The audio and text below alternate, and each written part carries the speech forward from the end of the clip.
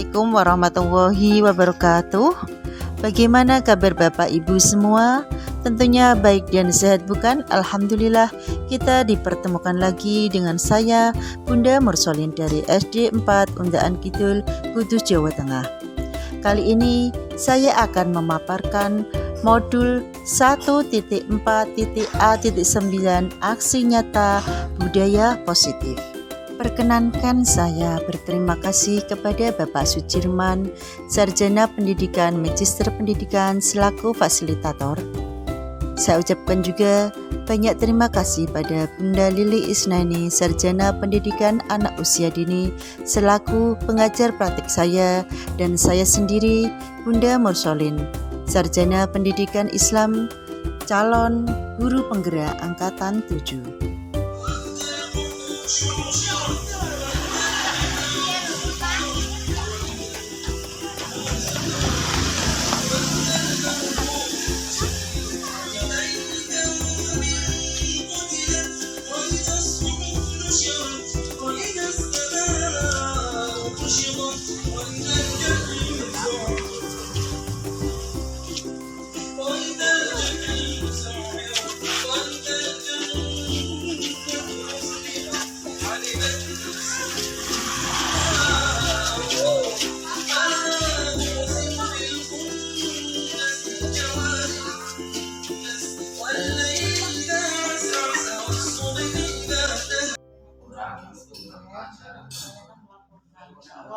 Ini sudah selesai untuk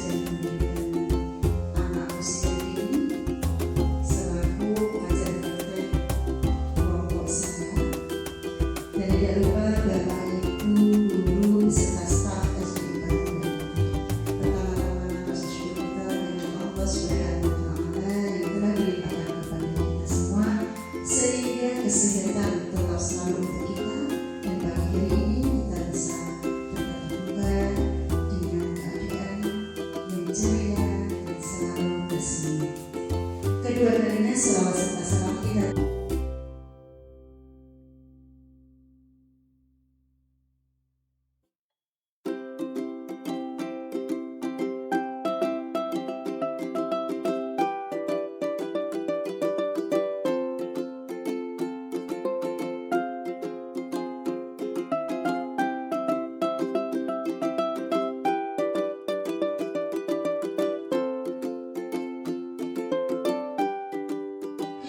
Menghubungkan kata disiplin dengan ketidakbermanfaatan.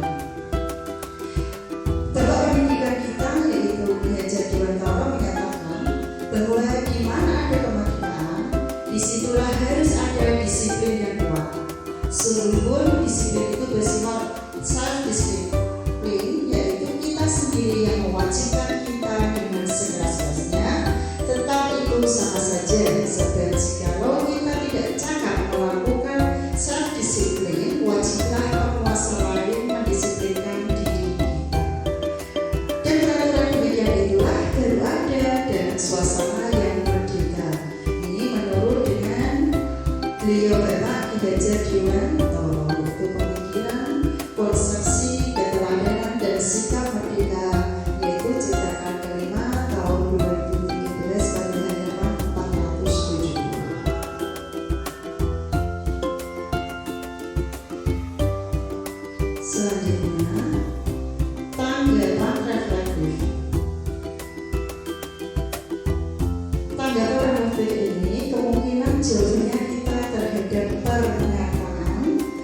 Tanggapan reflektif.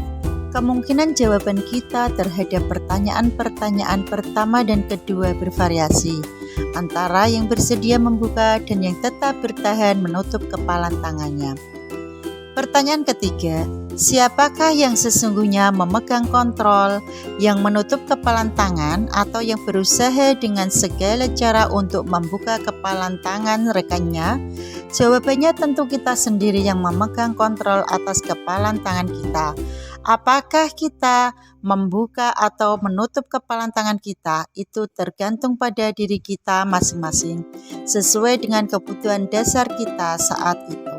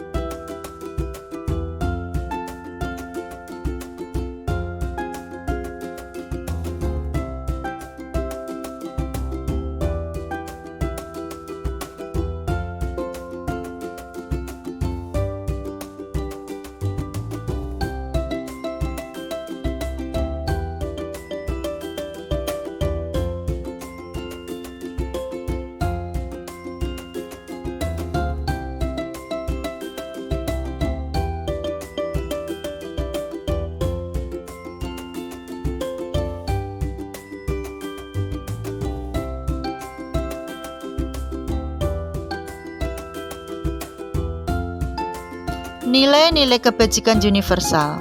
Nilai-nilai kebajikan adalah sifat-sifat positif manusia yang merupakan tujuan mulia yang ingin dicapai setiap individu, seperti yang telah dikemukakan oleh Dr. William Glasser pada teori kontrol.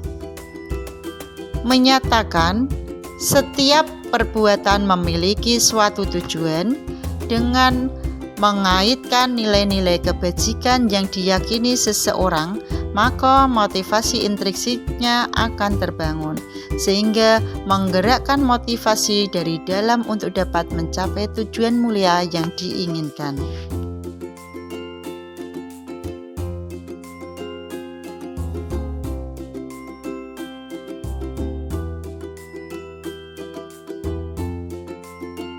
Teori motivasi, hukuman, dan penghargaan restitusi.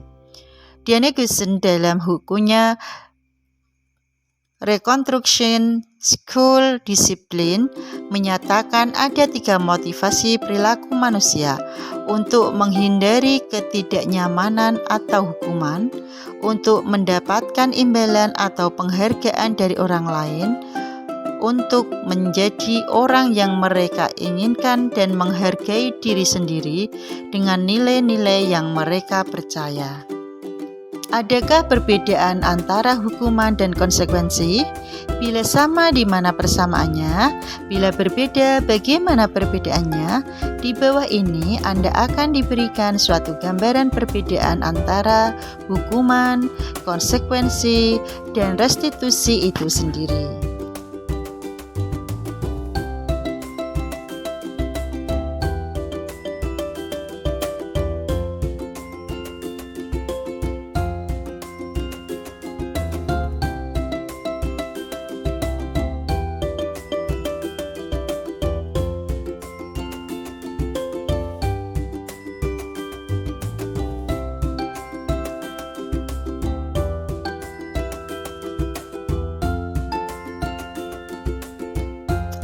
Menyimpulkan bahwa hukuman bersifat tidak terencana atau tiba-tiba, anak atau murid tidak tahu apa yang akan terjadi dan tidak dilibatkan.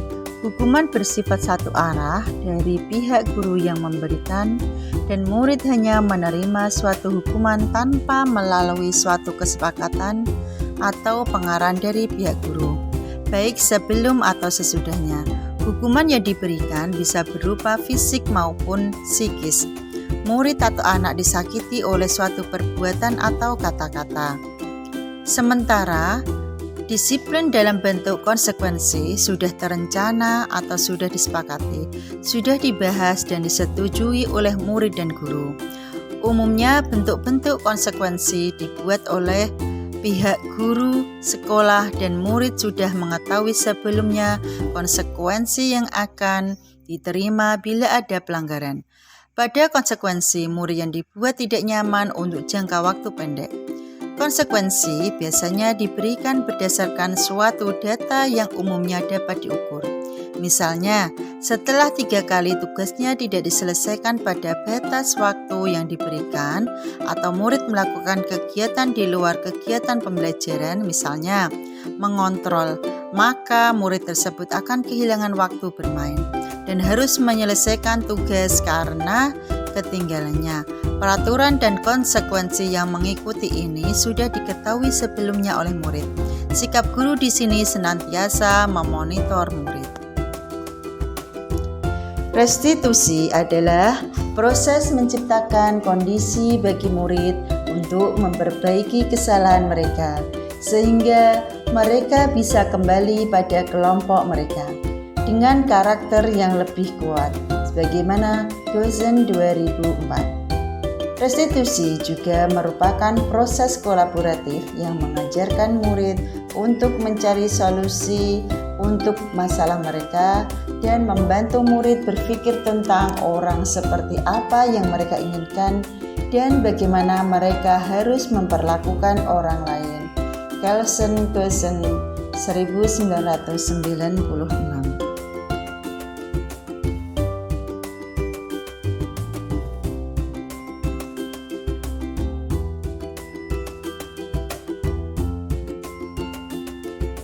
Murid yang kreatif dan inovatif supaya murid-murid kita tidak manut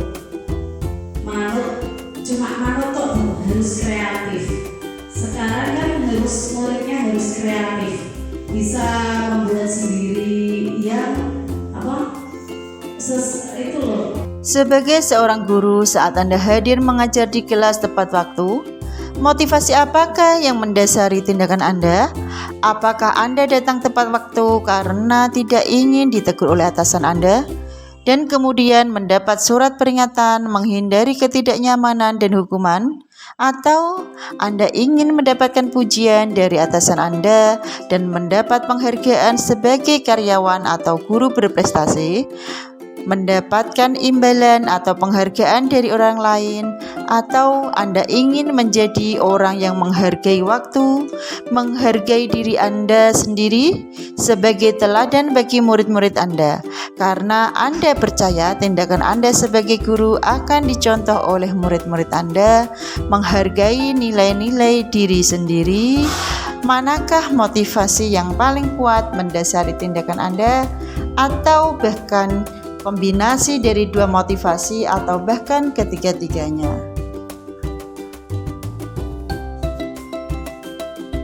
Menurut Anda, dari ketiga jenis motivasi tadi, motivasi manakah yang saat ini paling banyak mendasari perilaku murid Anda di sekolah? Jelaskan. Coba, strategi apa yang selama ini Anda terapkan untuk menanamkan disiplin positif pada murid-murid Anda? Bagaimana hasilnya pada perilaku murid-murid Anda?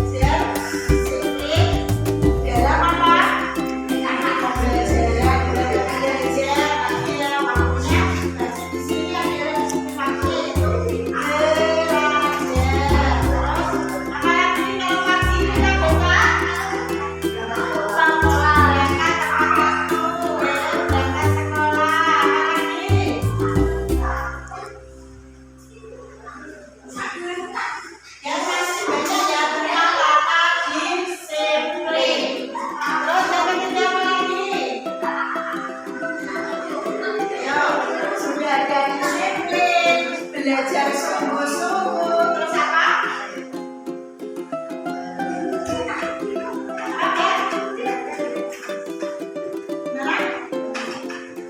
Menjalankan kelas dalam disiplin ya. Oke, siapa lagi? Disiplin waktu sudah. Siapa lagi yo? Mengikuti masalah pembelajaran.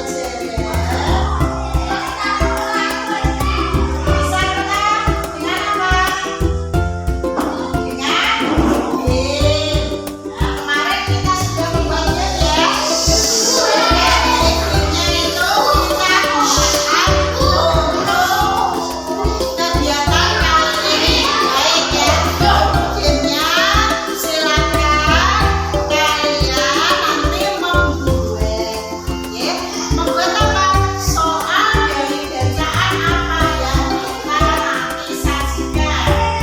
Ya kan? Seperti kemarin kalian pilih ingin membuat game apa? Silakan. Ya, silakan ingin membuat game apa? Supaya kemarin kita jadi kelompok berapa? Nah, nanti kita kelompokkan sesuai dengan masing-masing keinginan kalian. Nanti untuk fasilitasi kalian ingin belajar seperti apa? Nanti boleh memfasilitasi atau menyediakan sesuai dengan kelompoknya. Terus nanti kalau sudah belajar ya, kita akan refleksi. Ya, nanti untuk refleksi kalian saya minta bercerita kalian. Ya, terima kasih ya. Untuk ini ya, untuk refleksi nanti kalian bisa sesuai dengan kondisi yang sudah kalian lakukan. Oke, baik. Kita masuk ke kegiatan pada pagi hari ini, yaitu nanti kalian boleh bergerak terus menghafal, ya, menghafal apa slide pendek atau kemarin kan kalian sudah menghafalkan, kan tak ulang lagi ya kalau gitu karena itu bisa kita gunakan untuk seterusnya. Oke, sekian ya. Terima kasih untuk keyakinan kelas dan kegiatan pagi ini. Kita tutup dulu untuk keyakinan kelasnya. Wassalamualaikum warahmatullahi wabarakatuh. Waalaikumsalam warahmatullahi wabarakatuh. Pembentukan keyakinan sekolah atau kelas. Keyakinan kelas bersifat lebih abstrak daripada peraturan yang lebih rinci dan konkret. Keyakinan kelas berupa pernyataan-pernyataan universal. Pernyataan keyakinan kelas senantiasa dibuat dalam bentuk positif. Keyakinan kelas hendaknya tidak terlalu banyak sehingga mudah diingat dan dipahami oleh semua warga kelas. Keyakinan kelas sebaiknya sesuatu yang dapat diterapkan di lingkungan tersebut. Semua warga kelas hendaknya ikut berkontribusi dalam pembuatan keyakinan kelas lewat kegiatan curah pendapat. Bersedia meninjau kembali keyakinan kelas dari waktu ke waktu.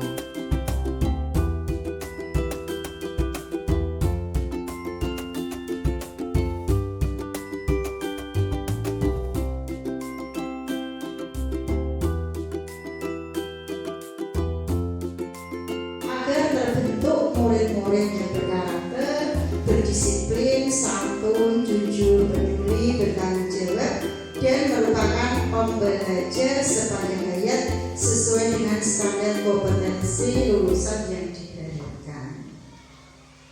Ini Bapak Ibu tujuan dari disiplin positif. Intinya apa? Disiplin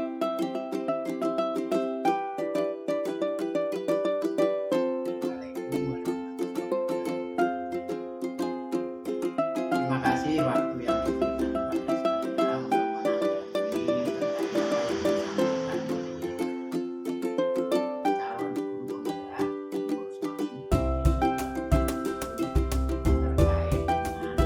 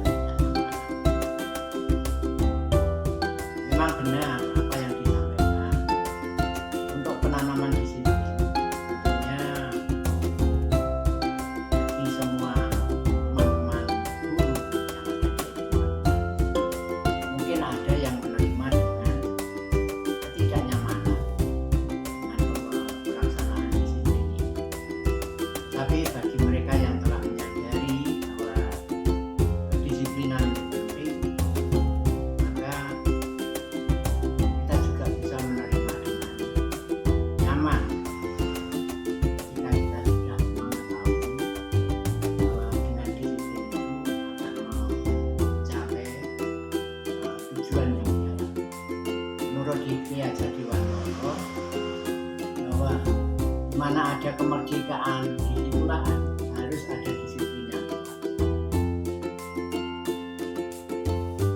Untuk itu di suatu sekolah perlu kita kembangkan dengan budaya disiplin.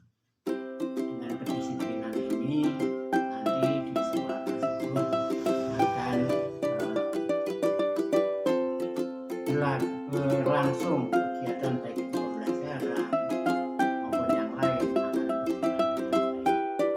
Demikian tanggapan saya terhadap disiplin yang diterapkan di SD 14 itu oleh Terima kasih. Wassalamualaikum warahmatullahi wabarakatuh. Pada intinya, budaya positif tumbuh dari dalam diri kita sendiri. Salam dan bahagia, guru penggerak, tergerak, bergerak, dan menggerakkan. Terima kasih. Wassalamualaikum warahmatullahi wabarakatuh.